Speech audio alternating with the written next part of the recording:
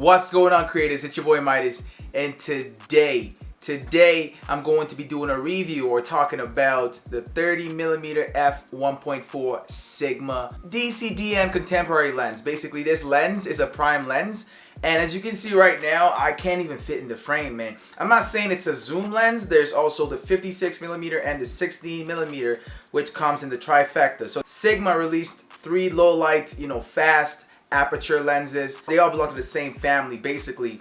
And the 30mm is the one I'm doing a review on. It's what I've got on my camera right now, and I've got a Canon EOS M50 camera. If you want to watch a review video talking about the 56mm, make sure to check out the video at the top of the screen right now.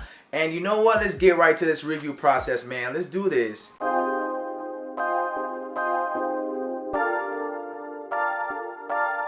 Okay, so I've still got the 30mm lens on right now, but I think I'm gonna take it off and switch it out with the 16mm and show you guys the difference between the both of them. I'm not saying this lens is bad. That's not what I'm saying, to be honest with you. It's got its use. It's actually awesome, to be honest with you. If you're an Instagram creator of any kind, you take pictures or videos and you shoot vertically, then you're gonna get some pretty sick images. You can go check out my Instagram at tmm.midas if you want to go check out some of my images. See how they look with the 30mm. You know what? Let me switch this out. Let me talk about this lens right quick. So I've now switched out the Sigma 30mm for the 16mm, which, like I said, or if you've gone through any content on my channel, you'll notice that that's my favorite vlogging lens. If you want to watch a review video about this lens that I did earlier during the year, make sure to check out the video at the top of the screen as well. We're going to start with the first feature of this lens, pricing. When it comes to lens, prices it's always going to be expensive for the average consumer, in my opinion. It's always going to be a little bit pricey, because when you think about it, it's not even the camera that costs the most, it's the lenses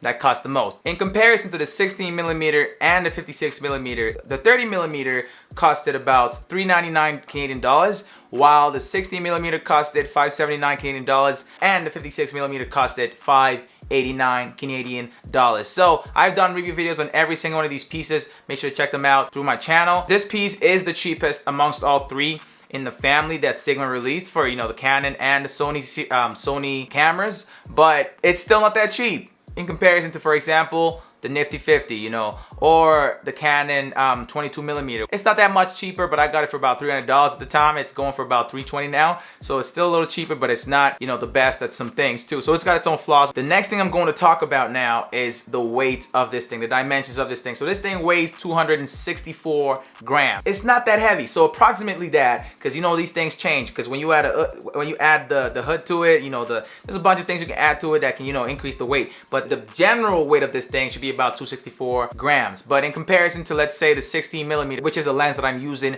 right now to shoot this video, this lens is lighter. The 16mm is almost twice the weight of this thing. So when you think about it, it's harder to balance, let's say, vertically, but horizontally it's a breeze, especially on a Ronin SC. This one, I wouldn't really be shooting too much regular videos with this. I'll probably be shooting more B-rolls with it, so it's okay on a tripod, and even on a gimbal it'll work. In comparison to, let's say, the 22mm, this lens is heavier, it's bigger, it's wider, but the 22mm is a pancake lens, which is really just this thin. You can go through my channel. There should be a video at the top of the screen right now where I compare the 22mm, which is the pancake lens, to the 16mm vlogging lens, which I say is my favorite lens. It's this much taller. Let's talk about the next thing, the low light ability of this lens. This lens, when you use it in low light, because the Canon EOS M50 camera, one of its greatest flaws, it's low light. It's terrible in low light conditions. It doesn't give the best quality. You can't really work with it.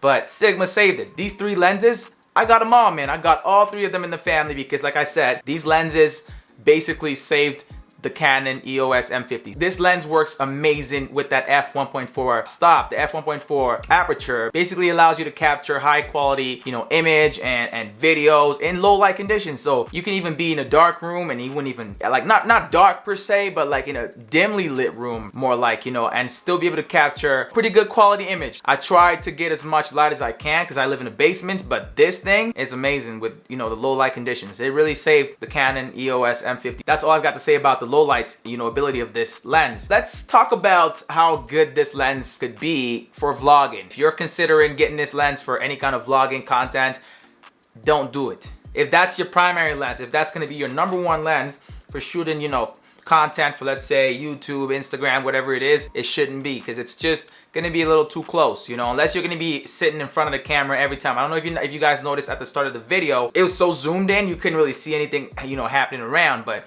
with the 16mm, it's the opposite. But like I said, if you were looking for something more budget, make sure to go check out the 22mm, which is, you know, more lightweight, and it's not as good with the low light situation, but it's lightweight, like I said, and it's cheaper. And it's still a fast, you know, prime lens, and it looks really good. It's the first lens I had. You can go ahead and check out my review video on what I think might be the best, or, you know, budget vlogging setup. You guys can check that out by clicking on the link at the top of the screen right now. And let's move on with this features list. This lens is also great with the autofocus. So autofocus is basically that little thing that keeps, you know, an object in focus while blurring out the rest of the image. So I don't know if you guys have noticed, you know, the blurry bokeh effect that you'll notice in most videos gives you more of a depth. That way, you know, your video looks more professional. The autofocus of this thing is amazing. It's fast, so it really, you know, tracks whoever you're trying to focus on pretty quickly, which is an awesome perk of this lens as well. So honestly, I'll say this lens is awesome for, you know, taking portrait photos. I use it mainly for my Instagram photos, you know, to take from my head to, like, even a full photo it could take, but it'll give you that nice depth of field. So the background will be all blurred out, you know, your image quality will be really sharp, and everything would just look really nice, man. This is the one, because I use the 16mm. I got too much in there, so sometimes it's great, sometimes it's not. But then when you use the 56mm and you're just only getting your head, or it's almost like a pure portrait, you know, lens. So all it does is take those half shots most of the time. When I got the 30mm, it was just that nice in between when it comes to portrait shooting. It's also gonna be good for shooting B-roll videos as well. If you shoot reviews, product videos, anything like that, you can use this kind of lens to take B-rolls, basically, because it's awesome. It's just sick, man. But that's all I've got for you guys in this review. If you want to know more about this lens, let me know down in the comment section below. You can buy this lens through my Amazon link in the description down below. I will get a small commission. If you made it to this point of the video, make sure to give the video a thumbs up. Subscribe if you're new to the channel. If you're looking for a video like this one, where I review the 56mm f1.4, which is basically a macro lens, the third lens in this family, make sure to check out the video on the screen right now, and I will catch you guys in my next video. It's Midas, and I am out.